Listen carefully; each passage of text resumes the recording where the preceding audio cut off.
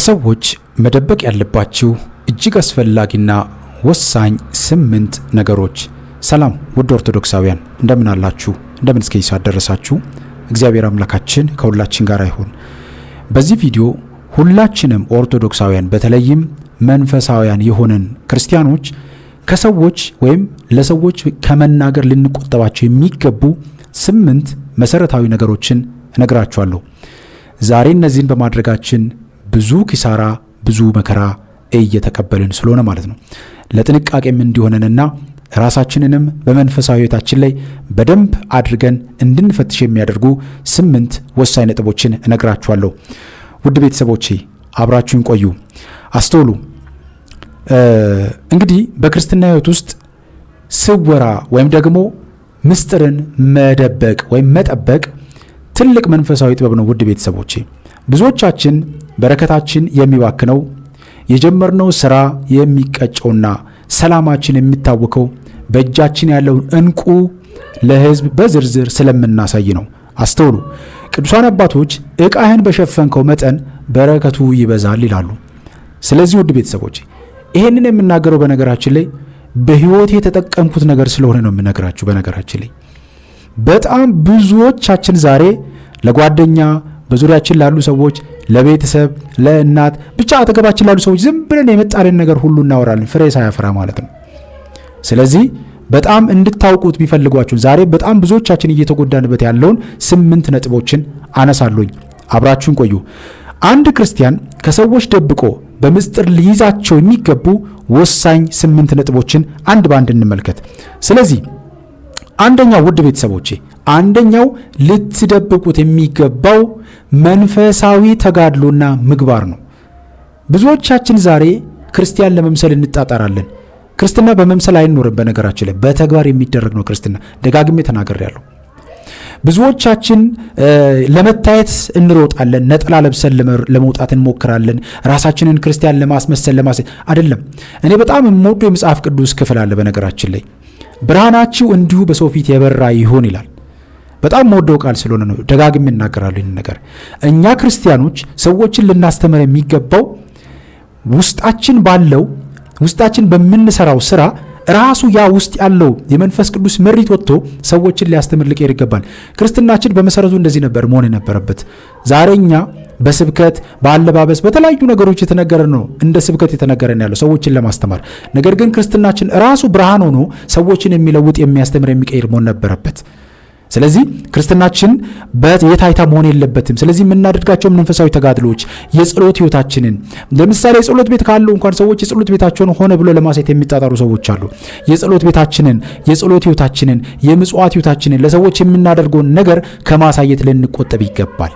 ስለዚህ መንፈሳዊ ተጋድሏችንና መንፈሳዊ ምግባራችንን ምስጢር ልናደርግ ይገባል ማለት ነው። እናንተና እግዚአብሔር ብቻ የምታውቁት ሊሆን ይገባል። ግራ ሲሰጥ ቀኝ አየው፣ ቀኝ ሲሰጥ ግራ አየው ተብሎ የተነገረው እኮ በዚህ መንገድ የሚገለጽ ነው እንጂ ስታደርጉት ያለውን ነገር ብቻውን አይደለም። አስተውሉ ምን ያህል ጥንቃቄ እንደሚያስፈልገው ማለት ነው። ስለዚህ የምትጸልዩትን ጸሎት፣ የምታደርጉትን ነገር፣ መንፈሳዊ ተጋድሏችሁን በአጠቃላይ ምስጢር ልታደርጉት ይገባል። ዛሬ በጣም ብዙዎቻችን ዋጋ እየከፈለን ያለ ነው ለዚህ ነው። ስለዚህ የምታደርጉትን መንፈሳዊ ተጋድሎ ምስጢረኛ አድርጉ። በቃ እናንተና እግዚአብሔር ብቻ የምታውቁት ሊሆን ይገባል ማለት ነው።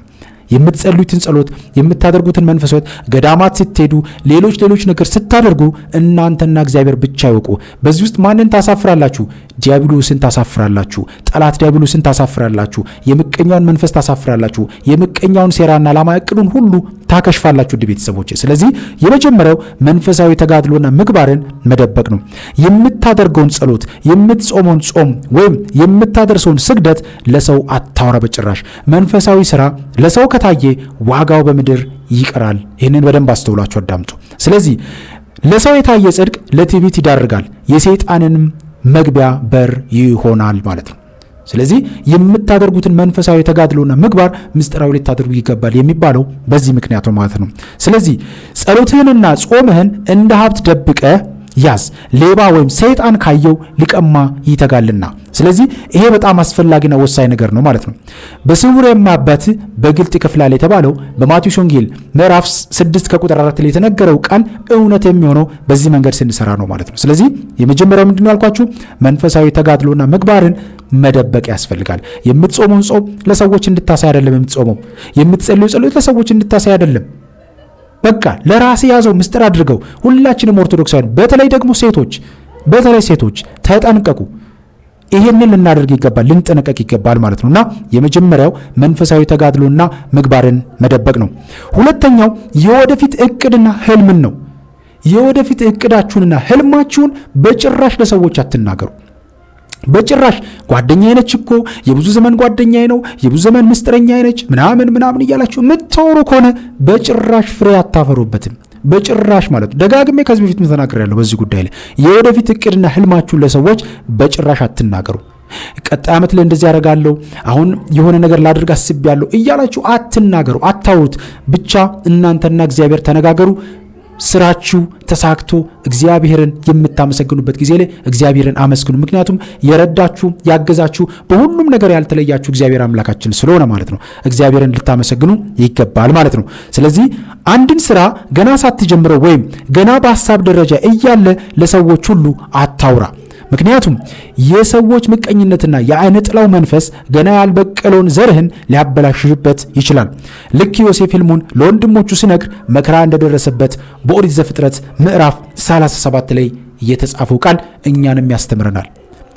ሕልሙን መጥቶ ለወንድሞቹ ስለነገረ ነው ንጉሥ ይሆናል፣ ከኛ ይበልጣል፣ ከኛ ከፍ ይላል ብለው ስላሰቡ ወንድሞቹ እስከ መደብደብ እስከ መሸጥ ድረስ ደርሷል። የገዛ ወንድማቸውን።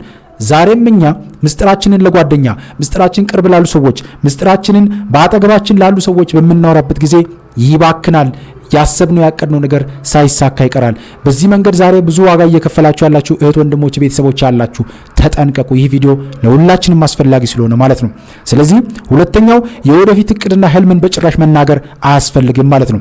ስራ ፍሬ እስኪያፈራ ድረስ ለህልናህና ለፈጣሪ ብቻ ነገረው። ቅዱስ ባስልዮስ አባታችን ናቸው እንዲህ የሚሉን። ስለዚህ ይህንን ልናደርግ ይገባል ማለት ነው። ሁለተኛው የወደፊት እቅድና ህልምን መጠበቅ ነው። ዛሬ በጣም ብዙዎቻችን ፍሬ አልባ እየሆነን ውጤት አልባ እየሆንን ያለነው ለዚህ ነው። ማድረግ የሚገባን ልናደርግ ያሰብናቸውን ነገሮች ገና ምኑንም ሳንይዘው በማውራት ሐሳቡ አየር ላይ እንዲበላሽና ለዲያብሎስ ደግሞ በር ከፍቶ ውጤት አልባ እንድንሆን ያደርገናል። ይህንን በደንብ ልናስተውል የሚገባ መሰረታዊ ነገር ነው ውድ ቤተሰቦቼ። ሶስተኛው ደግሞ የግል ድክመትና ኃጢአት ነው። ይሄ በጣም አስፈላጊና ወሳኝ ነገር ነው። ለዚህ ነው እኮ ብዙ ጊዜ እንደዚህ አይነት ነገሮችን ለንስሐ አባት ተናገሩ። ኃጢአት ያደረግነውን የፈጸምነው ነገር ለንስሐ አባት ተናገሩ የሚባለው ለዚህ ነው። እኔ አንዳንድ ሰዎች ስናወራ ለኔ መነገር የሌለበትን ነገር ለንስሐ አባት ተናገሩ ብዬ የማወራበት ጊዜ አለ። ምክንያቱም እኔ መስማት የሌለብኝ ነገር አለ። እኔ አንድ ተራ ምእመን ነኝ። እኔ አንድ ተራ ሰው ነኝ። የንስሐ አባት መስማት ያለበትን ነገር እኔ መስማት የለብኝም። ስለዚህ ለንስሐ አባት የምትናገሩትን ነገርና ከእግዚአብሔር ጋር ብቻ የምታወሩትን ነገር ለሰዎች ማውራት የለባችሁም። ለምን? ይሄ በጣም ብዙ ሰዎች የወደቁበት ጉዳይ ስለሆነ ነው። በጣም ብዙ ሰዎች የተጎዱበት ጉዳይ ስለሆነ ማለት ነው። ደካማ ጎናቸውን ለሰዎች ያወራሉ። እነዛ ሰዎች ደግሞ በዛ ደካማ ጎናቸው ላይ ገብተው ሕይወታቸውን ያመሰቃቅሉታል። ስለዚህ ደካማ ጎናችሁን በጭራሽ ለሰዎች ማውራት የለባችሁም። የግል ድክመትና ኃጢአትን ለሰዎች ማውራት በጭራሽ አያስፈልግም። ይሄ ምስጢር አድርጋችሁ ልትይዙትና እናንተና የንስሐ አባት ብቻ ልታወሩት የሚገባውና ከክርስቶስ ጋር ልታወሩት ልትነጋገሩበት የሚገባ መሰረታዊ ነገር ነው። አስተውሉ። የሰራውን ኃጢአት ወይም ያለብህን ደካማ ጎን ለንስሐ አባት እንጂ ለተራ ጓደኛ ወይም ለሕዝብ አታውራ። አስተውሉና አዳምጡ ውድ ቤተሰቦች፣ በጭራሽ እንዳታደርጉት ይህን ነገር ተጠንቀቁ። ምክንያቱም ሰዎች ዛሬ አዝነው ቢሰሙህም ነገ ሲጣሉ እንደ ጠሩ ሊጠቀሙብህና ሊያሳፍሩ ይችላሉ። ዛሬ ስንቱ ነው ራሱን ያጠፋው በዚህ ጉዳይ? ዛሬ ስንቱ ነው ጓደኛዬ ነች፣ ጓደኛዬ ነው፣ የብዙ ዘመናት ጓደኛዬ ነው ተባብሎ ባወሩበት አንደበታቸው ሲጣሉና የሆነ ነገር ሲቀያየሙ ያንን ነገር እንደ ማስፈራሪያ ተጠቀሙ። ዛሬ ሴቶቻችን በመከራ ውስጥ እንዲያልፉ፣ ወንዶችም እንደዚሁ በችግርና በመከራ ውስጥ እንዲያልፉ በማይፈልጉት ህይወት እንዲያልፉ የተደረጉ ያሉ። ስለዚህ ይህንን በደንብ ልትጠነቀቁ ይገባል። የግል ድክመትና ኃጢአትን ለሰዎች አታውሩ። ምስጢር አድርጋችሁ ያዙት ማለት ነው። አስተውሉ። ኃጢአትን ለሐኪም ለካህኑ እንጂ ለታካሚ ለተራ ሰው አትንገር፣ የታመመ ሰው ሊያድንህ አይችልምና አባ ሙሴ ጸሊም ነው። በረከታችሁ ይደርብን። ስለዚህ ይህንን ልናደርግ ይገባል ማለት ነው። ሶስተኛው የግል ድክመትና ኃጢአትን መናገር አያስፈልግም። ውድ ኦርቶዶክሳውያን ይህንን ሁላችንም ልናደርገው የሚገባው መሰረታዊ ነገር ነው። አራተኛው የትዳር አጋር የመያዝ ጅምር ወይም እቅድህን። በጣም ብዙ ሰዎች ትዳር ከማይዙበት መንገድ አንዱ ይሄ ነው። በጣም ብዙ ትዳሮች እየፈረሱ ያሉት፣ ብዙ ትዳሮች የተበላሹ ያሉት፣ ብዙ የጓደኝነት ህይወቶች ፍሬ የማያፈሩትና በዝሙት የሚደመደሙት በዚህ ምክንያት ነው። በጣም በሚገርም ሁኔታ ማለት ነው። ብዙዎቻችሁ ኮሜንት ልትጽፉ ትችላላችሁ። ብዙ ፍሬ ሳናፈራ የቀረባቸው ጉዳዮች ዛሬ ትዳር መያዝ የማንችልባቸው ምክንያቶች አንዱ በዚህም ጭምር ስለሆነ ማለት ነው። ስለዚህ የትዳር አጋር የመያዝ ጅምርን ለሰዎች ማውራት የለብንም። ይህንን በደንብ ልናስተውለው የሚገባና መሰረታዊ ነገር ነው ውድ ቤተሰቦቼ። ስለዚህ አንድን ሰው ለትዳር አጭተህ ወይም ተዋውቀህ ገና ጉዳዩ በስርዓተ ቤተክርስቲያን ሳይታሰር ለሰዎች ሁሉ አታውራ። በቃ ልታወራም ከፈለግ ከጨረስክ በኋላ ልትናገር ትችላለህ። ቤተክርስቲያን ስርዓት ውስጥ ጉዳዩን ከፈጸማችሁና ከጨረሳችሁ በኋላ ልታወሩት ትችላላችሁ። ኢቭን ያም ቢሆን ራሱ ዝም ብሎ ማውራት አስፈላጊ አይደለም። በቃ ህይወታችሁ ራሱ ያንን ነገር ሊያሳይና ሊገልጽ ይገባል ማለት ነው። ምክንያቱም ደግሞ ትዳርን የሚጠላው ሰይጣን በሰዎች ምላስና ክፉ ሐሳብ አማካኝነት በመካከላችሁ ጥርጣሬንና መለያየትን ሊዘራ ይችላልና ማለት ነው። ስለዚህ በጭራሽ ማለት ነው የትዳር አጋር የመያዝ ጅምርን ለሰዎች መናገር የለባችሁም። ይሄም ምስጢር ሆኖ መያዝ ከሚገባቸው ወሳኝ ነጥቦች ነው ማለት ነው። እኔ በጣም ብዙ ልምዶች ተሞክሮች አሉኝ በዚህ ጉዳይ ላይና እግዚአብሔር አምላካችን ብዙ ነገር አድርጎልኛል በዚህ መንገድ፣ በተለይም በትዳር ጉዳይ ላይ ማለት ነው። እግዚአብሔር አምላካችን ስሙ ይክበር ይመስገን። በእውነት ብዙ ነገር አድርጎልኛል እግዚአብሔር አምላካችን፣ እንዲህ ተቆጥሮ የማያልቅ ነገር ማለት ነውና እናንተም ውድ ቤተሰቦቼ እንድትጠቀሙ ስለምፈልግ ነው ይህንን ነገር የምናገረው። ምስጢር መጠበቅ ላይ በጣም ጎበዝ ልትሆኑ ይገባል። ዛሬ ብዙዎቻችን የሰማነው ነገር ሁሉ ለሰዓታት እንኳን መቀመጥ አይችልም። ማውራት እንወዳለን። አፋችን በሁሉም ነገር የተከፈተ ነው። ልንጠነቀቅ ይገባል ማለት ነውና ይህንን ልናደርግ ይገባል። የጋብቻ ቃል ኪዳን እስኪፈጸም ድረስ በአንደበት ሳይሆን በልብ ጸልይበት። ቅዱስ ዮሐንስ አፈወርቅ ነው እንዲህ የሚለን። ስለዚህ ቅዱስ ዮሐንስ አፈወርቅ ደግሞ በጋብቻ ጉዳይ ላይ በጣም የሚገርሙ አባት ናቸው። ብዙ መጽሐፍቶችን በጋብቻና በትዳር ጉዳይ ላይ ያስተማሩን የጻፉልን አባት ናቸውና በጋብቻ ጉዳይ ላይ የትዳር አጋር የመያዝ ጅምሮቻችሁን በጭራሽ እንዳታወሩ። ዛሬ ፍሬ አልባ እየሆንን ያለ ነው። አግብተንም እንኳን በሰላም እንዳንኖር ከሚደረግበት መንገድ አንዱ በዚህ መንገድ ነው። ለምን? እናንተ ባወራችሁ ቁጥር በህይወታችሁ ውስጥ የሚመጣውን የዲያብሎስን ፈተና መቋቋም አትችሉም። በተለይ ደግሞ የጸሎት ህይወት ከሌላችሁ፣ መናፍስትን የመዋጋት ልምድ ከሌላችሁ፣ ወይም ደግሞ የመናፍስትን ያልተረዳችሁ ከሆነ ብዙ መከራ ትቀበላላችሁ ማለት ነውና ባላወቃችሁበት ባልተረዳችሁበት መንገድ ውስጥ ብዙ አይነት ፈተናዎችን ትቀበላላችሁ። ፈተናው መቀበሉ ምንም ችግር የለውም፣ ግን አውቃችሁት ደግሞ ያንን ነገር መቆም የምትችሉበትን መንፈሳዊ ጦር ዕቃ መያዝ ካልቻላችሁ ዋጋ ስለሚያስከፍል ይህንን ልናስተውል ይገባል ማለት ነው። አምስተኛው ሀብትና የገንዘብ በረከትን ለሰዎች በጭራሽ ማውራት አያስፈልግም።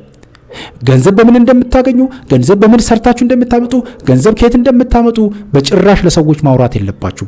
ይህንን ሰርቼ ያገኘሁት፣ ይህንን በዚህ እጄ ያገኘሁት፣ እንደዚህ ያደረኩት ለሰዎች እንዳታወሩ። የሰጣችሁን እግዚአብሔርን አመስግኑ።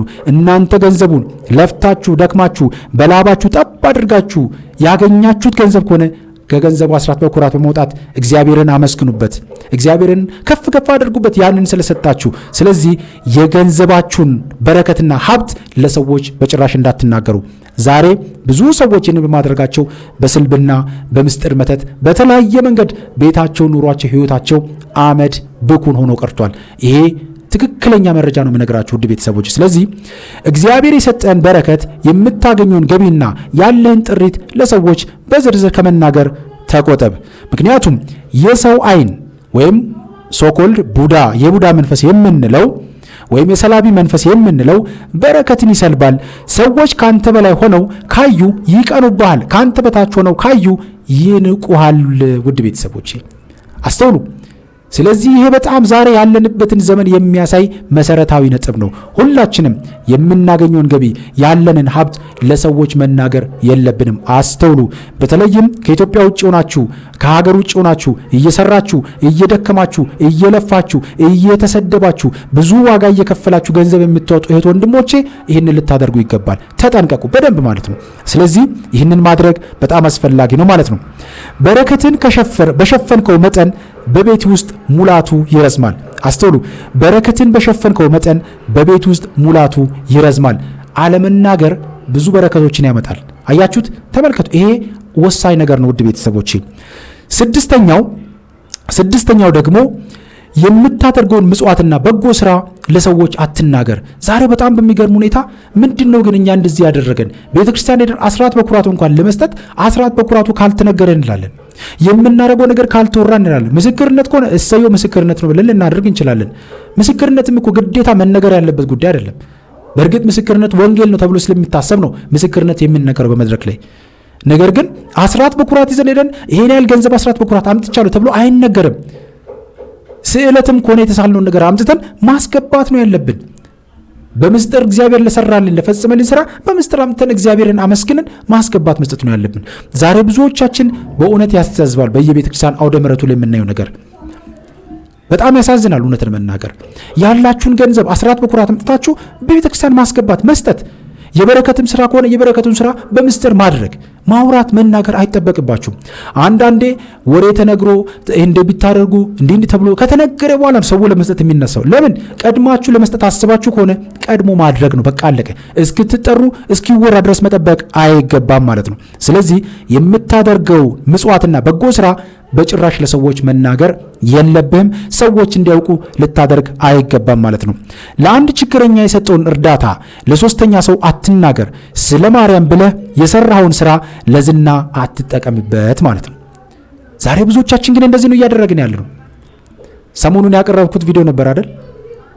የመተተኞች ዝክር ብዬ ያቀረብኩት ነበር። ወንድማችን ታዲያ ያቀረበው ማለት ነው። አዎ እንደሚያደርጉ አሉ። ገንዘቡን የሚያገኙት ስርማሽ ቅጠል በጣሹ ጋር ሄደው ተንበርክከው ሰግደው ነው የሚያመጡት። ነገር ግን የቅዱስ ሚካኤል ቀን ሲሆን፣ የቅዱስ ገብርኤል ቀን ሲሆን፣ የእመቤታችን ቀን ሲሆን ይዘክራሉ። እነሱም እነዚህ የመተተኞች ዝክር ይባላል። ይሄ የሰላቢዎች ዝክር፣ የሰላቢ መንፈስ ጋላቢዎች ዝክር ማለት እንደዚህ አይነት ዝክር ነው ማለት ነው።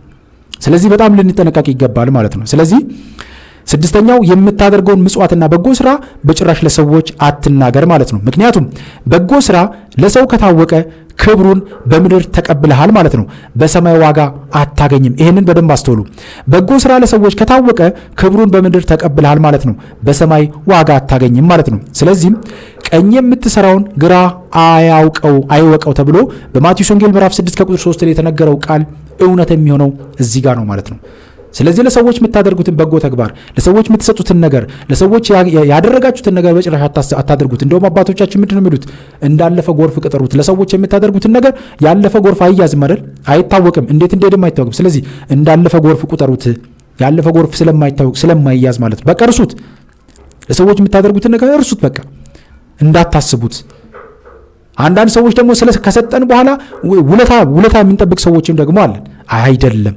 በዚህ በመንፈሳዊ ሕይወት በተለይም በተግባራዊ ክርስቲያናዊ ሕይወት ውስጥ እንደዚህ አይነት ነገሮችን ልታስወግዱ ይገባል ማለት ነው። ስለዚህ ስድስተኛው የምታደርገውን ምጽዋትና በጎ ስራ ለሰዎች ከመናገር ተቆጠብ ማለት ነው።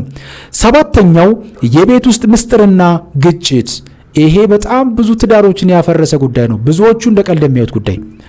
ባልና ሚስት የጋራ ጉዳዮቻቸውን በመካከላቸው የሚፈጠሩ ነገሮችን በጸሎት በሱባኤ በመንፈሳዊ መንገድ ከመፍታት ይልቅ ሚስት ከተጣላች ከባሏ ጋር ትወጣና ሄዳ ለሴት ጓደኞቿ ታወራለች። ባልም ከተጣላ ብዙ ጊዜ እንኳን ባል የመናገር ልምዱ በጣም አነስ ያለ ነው። ባል ብዙ ጊዜ አያወራም በዚህ ጉዳይ ላይ። ሴቶች ግን አዳምጡኝ በደንብ አድርጋችሁ። በቤት ውስጥ ባላችሁበት ከባለቤታችሁ ጋር በምታደርጉት ግጭትና በምታደርጉት ነገር የሚፈጠሩ ነገሮችን በጭራሽ ወጣችሁ ለጓደኛ፣ ለቅርብ ሰው፣ ለቤተሰብ እንዳትናገሩ። ከባለቤታችሁ ጋር የተፈጠረውን ነገር በደንብ አድርጋችሁ ጸሎት ይዛችሁበት፣ በጸሎት ሆናችሁ በሱባኤ ሆናችሁ ተነጋገሩበት። መንፈስ ቅዱስ በመካከላችሁ ያን ጉዳይ ያስተካክልላችኋል። ከዛ ውጭ ግን አልፋችሁ ለጓደኛ፣ ለሶስተኛው ወገን ጉዳዩን ካሳለፋችሁት በመከራ እንድታልፉ ያደርጋላችሁ ማለት ነው። አስተውሉ ይህንን ነገር። ሌላው ደግሞ በዚሁ አጋጣሚ መናገር የሚፈልገው ነገር በመካከላችሁ አንድ ነገር ከተፈጠረ በጭራሽ እርቅ ሳታወርዱ እንዳይነጋባችሁ። ከነጋባችሁ አንድ ቀን፣ ሁለት ቀን፣ 3 ቀን እያለ ኩርፊያው እየጨመረ ይመጣና ሌላ ችግር ውስጥ እንገባለን። ከዚህ በፊት ኩርፊያ በትዳር ውስጥ ምን እንደሚያስከትል አንድ ቪዲዮ ሰርቼ በጣም በብዙ ሺህ የሚቆጠሩ ሰዎች ተመልክቶታል። ብዙ ኮሜንቶችም ብዙ ፊድባክ የሚያገኙበትና ብዙ ሰዎችም የተማሩበት ቪዲዮ ነበር። ስለዚህ አሁንም ቪዲዮን ገብታችሁ ማየት ትችላላችሁ። ኩርፊያ ምን ያህል ፈተና በትዳር ውስጥ እንደሚያመጣ ማለት ነው። ስለዚህ ስድስተኛው የቤት ውስጥ 7ኛው የቤት ውስጥ ምስጢርና ግጭትን ለሰዎች መናገር አያስፈልግም። በባልና በሚስት መካከል የሚፈጠርን አለመግባባት ለጎረቤት ወይም ለውጭ ሰው አታውጡ። ይህንን ተጠንቀቁ። ምክንያቱም የቤት ውስጥ ምስጢር ወደ ውጭ ሲወጣ የቤቱ ክብር ይገፈፋል፣ ሰይጣን በመካከላችሁ ሰፊ በር ያገኛል። ለዚህ ነው ዛሬ እንደዚህ አይነት መረጃ ሲወጡ ነው ሚስት ከባል ውጭ ሄዳ ከሌላ ወንድ ጋር ትተኛለች፣ ባል ሚስቱን ቤት ትቶ ከሚስቱ ውጭ ሄዶ ከሌላ ሴት ጋር ይተኛል። ትዳሩ ፈረሰ ማለት ነው፣ በቃ በቀላሉ። ምክንያቱም ዝሙት ከተፈጸመ በትዳር ውስጥ ትዳሩ የመቀጠል ፕሮባቢሊቲ ኦልሞስት ዜሮ ነው የሚሆነው ማለት ነው። በጣም ከባድ ነገር ነው። ስለዚህ ይህንን ነገር እያየን ያለነው ዛሬ ምስጢሮቻችንን መደበቅ ስላልቻልን ነው። እኔ በጣም ነው የሚገርመኝ ለምን እንደዚህ ወረኛ እንደሆነ ራሱ እንኳን ራሳችንን መፈተሽ እንኳን አንችልም። ለሆነች ሰዓት እንኳን ለሆነ ደቂቃ እንኳን አለማውራት የማንችል ሰዎች ተፈጥረናል በዚህ ሰዓት ላይ። ስለዚህ መጠንቀቅ ይገባናል ማለት ነው። ስለዚህ እነዚያውን የምነግራችሁ ነገሮች ዝም ብዬ ፈጥሬ ያመጣሁት ነገር አይደለም። ብዙዎቻችን እየተፈተንን ያለንበት ጉዳይ ስለሆነ ነው። ውድ ኦርቶዶክሳውያን አትናቁት፣ የማወራውን ነገር አትናቁት። በደንብ አድርጋችሁ አዳምጡ። እኔ በጣም እንደዚህ እንደምታዩኝ አይደለም፣ ብዙ ነገር አልፌ የመጣሁት ሰው ስለሆነ ነው እነዚህን ነገሮች የነገርኳችሁ ያለሁት። እውነቴን ነው የምላችሁ። ስለዚህ ህይወት ብዙ ነገር ያስተምራል። በህይወታችን ብዙ ነገር እንማማራለን። በህይወታችን አንዴ ስንሄድ መታን ድንጋይ ድጋሚ ያ ድንጋይ አሁንም ከመታን ድንጋዩ ያ ድንጋይ ሳይሆን እኛን ድንጋዮች ተብሎ እንደሚነገረው በስህተቶቻችን ባጠፋነው ጥፋተኛ መማር አለብን እንጂ በየጊዜው ስህተት ለስህተትና በደል እየሰራን መቀጠል የለብንም። ይህንን ሁላችንም ልናስተውለው የሚገባ ነገር ነው። ስለዚህ በባልና በሚስት መካከል የሚፈጠርን አለመግባባት ለጎረቤት ወይም ለውጭ ሰው አታውጡ።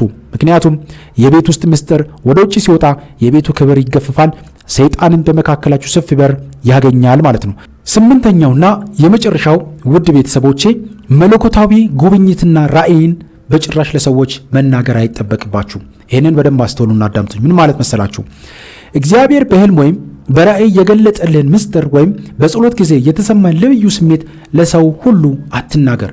ለሰው ሁሉ ለማንም ሰው መናገር አይጠበቅባችሁ። በነገራችን ላይ አንዳንዴ ደጋግሜ እነግራችኋለሁ፣ ህልማችሁን እንኳን ስታጋሩ ጥንቃቄ አድርጉላችኋለሁ። ህልማችሁን ስትጽፉ ጥንቃቄ አድርጉላለሁ። እኔ ብዙ ጊዜ ህልም ለእናንተ ለመፍታት ሲሞክር እኔ የተለየ ነገር ኖሮኝ አይደለም። የጻፋችሁልኝ ነገሮች ገጣጥሜ ከዚያ አድርጌ ከተለያዩ ነገሮች የተረዳሁትን ነገር አድርጌ ነው መልሼ የምጽፍላችሁ። በቃ መረዳት ስላለባችሁ እንድታውቁ ስለሚያስፈልግ ማለት ነው። ነገር ግን ህልማችሁንም አንዳንዴ የማልመልሳችሁ ህልሞች አሉ። ምክንያቱም ምስጢሩ ከባድ የሚሆንባቸው አጋጣሚዎች ሊሆኑ መነገር የሌለባቸው ማለት ነው። ስለዚህ መጠንቀቅ አስፈላጊ ነው። በጣም መጠንቀቅ የሚገባው እዚህ ጋር ነውና ህልማችሁን ወይም ደግሞ ራእያችሁን እግዚአብሔር የገለጠላችሁ ነገር ከመናገር ልትቆጠቡ ይገባል። በጣም መጠንቀቅ አለባችሁ። ደጋግሜ ነው የምናገረው። ህልም ካያችሁ በህልሙ ብዙ መጨነቅ የለባችሁም። በህልሙ ብዙ መረበሽ የለባችሁም። ለዛኛው ሰው በጭራሽ እንዳትናገሩ። የእናንተን ምስጢር የእናንተን ህልም ለሌላ ሰው በምትናገሩበት ጊዜ ማን ያውቃል እስቲ እንደው አድርገውና እነዛ ሰዎች እናንተ ለመጥፎ ነገር ያደረጉ ሰዎችስ ቢሆኑስ? አስቡት። ህልሙን ስትነግሩት ኦልሬዲ አወቁት ማለት ነው። ያደረጋችሁትን ነገር ተረዱት ማለት ነው። ስለዚህ እንደዚህ አይነት ነገሮችን በጣም ጥንቃቄ ልታደርጉ ይገባል። በዙሪያችሁ ለጓደኛ ላሉ ሰዎች ምናምን እንደዚህ አይነት ነገሮችን ከመናገር ተቆጠቡ ውድ ኦርቶዶክሳውያን። ስለዚህ በጣም መጠንቀቅ አስፈላጊ ነው። ምክንያቱም ለምንድን ነው ይሄም የሆነ መሰላችሁ? ይህንን ለሰው መናገር ወደ መንፈሳዊ ትዕቢት ይወስዳል። በተጨማሪም ጠላት ያንን ጸጋን ሊያረክስብህ ይተጋል። ምኑ? መለኮታዊ ጉብኝትና ራእይን ለሰዎች መናገር ማለት ነው። አስተውሉ። ይህንን ለሰው መናገር ወደ መንፈሳዊ ትዕቢት ይወስዳል፣ ትዕቢትም ጭምር ያመጣል። እግዚአብሔር እንዲያደረገልኝ፣ እግዚአብሔር እንዲያሳየልኝ እያሉ ሰዎች ማውራት በቃ እናንተና እግዚአብሔር ተነጋገሩ፣ ከእግዚአብሔር ጋር አውሩ፣ እግዚአብሔርን አመስግኑት። እግዚአብሔር ስላደረገላችሁ እግዚአብሔርን አመስግኑት። ይሄ በጣም ወሳኝና አስፈላጊ ጉዳይ ነው ብዬ አስባለሁ። አባቶቻችን እንዲላሉ እግዚአብሔር በምስጢር የነገረህን አንተን በምስጢር ጠብቀው። ቅዱስ ዮሐንስ አባታችን ነው፣ ታላቁ ቅዱስ ዮሐንስ የሚባሉ አባታችን ማለት ነው። ስለዚህ እግዚአብሔር በምስጢር የገለጠልን አንተ በምስጢር መጠበቅን መለማመድ ያስፈልጋል። ሁላችንም ኦርቶዶክሳውያን ይህንን ልናደርግ ይገባል። ውድ ወንድማችን፣ ውድ እህታችን፣ በረከትህ እንዲጸና ምስጢርን ጠብቅ። እግዚአብሔር የሰጠን ዕንቁ በየመንገዱ አትበትነው። ዝምታ ከብዙ መከራ ያድናል፣ ምስጢር መጠበቅ ደግሞ በረከትን ያበዛል።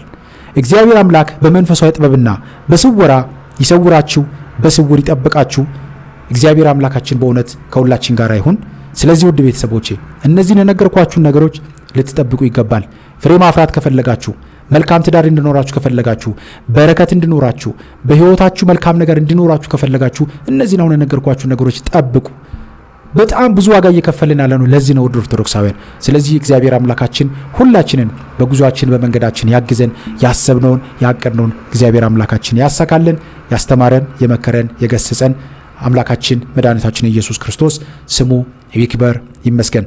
በድጋሚ እንኳን ለእመቤታችን ለቅድስት ድንግል ማርያም ዓመታዊ ክብረ በዓል ለሰኔ ጎልጎታ ወይም ደግሞ ሕንጻተ ቤተክርስቲያን ስለሚባለው ከእመቤታችን ከ33ቱ አብይት በዓላት ከሚባሉት ለዚህ ቀን ስላደረሰን እግዚአብሔር አምላካችን ስሙ ይክበር ይመስገን። ስለዚህ በነገው ዕለት ሁላችሁም የቻላችሁ በሚመቻችሁበት ባላችሁበት ቦታ ሁሉ የእመቤታችንን ደጇን ረግጣችሁ በረከት የምታገኙበት በሰኔ ጎልጎታ ጸሎት የምትባረኩበት ዕለት ይሁንላችሁ። እግዚአብሔር አምላካችን ከሁላችን ጋር ይሁን። ወስብሐት ለእግዚአብሔር።